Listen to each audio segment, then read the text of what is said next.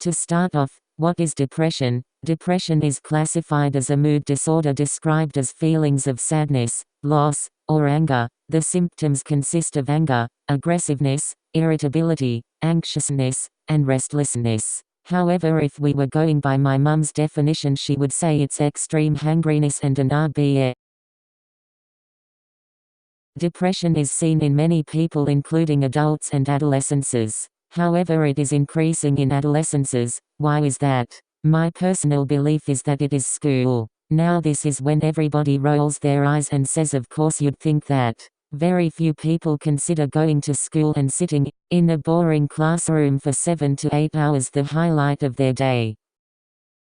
There is a connection between school and depression though. Many causes of depression include genetical imbalance, drug use, trauma, and stress. The number one cause of depression is outside environment, specifically stress. School, work, and family are the main inducers of stress. Stress can be seen in school several ways: pressure to keep up your grades, lack of sleep, repeated testing, taking your social study teacher's pop quiz on the reading you didn't do, bullying, and peer pressure are all examples how school can bring stress.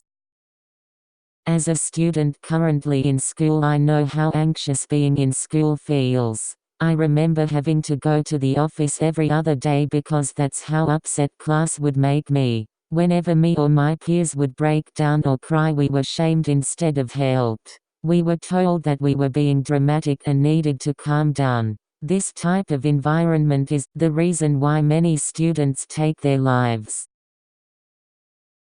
School has been shown to have between a 38% and 55% connection to depression. In 2007 to 2009, a case study determined out of 26 colleges 17.3% of students were reported to have depression, according to the World Health Organization on estimate. Each year nearly 1 million people die from suicide. Suicide rates have increased by 60% worldwide over the past 45 years. It is the third leading cause of death in ages 14 to 24. Teens who take their lives show signs of depression or feelings of sadness. This is because they feel unable to share their feelings with the adults and peers in their life, in fear that they will be ignored or bullied. The more schools overlook, and even repress, signs of depression, the deadlier the environment becomes.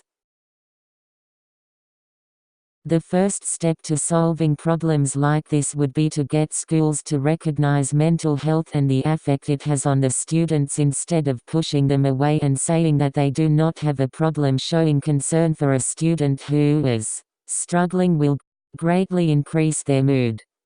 Another thing is allowing a student to step away from a stressful environment, as well as allowing them to use their coping mechanisms, like drawing, reading, or listening to music, instead of blowing up emotions or harming themselves or others. This allows them to calm down their moods on the spot.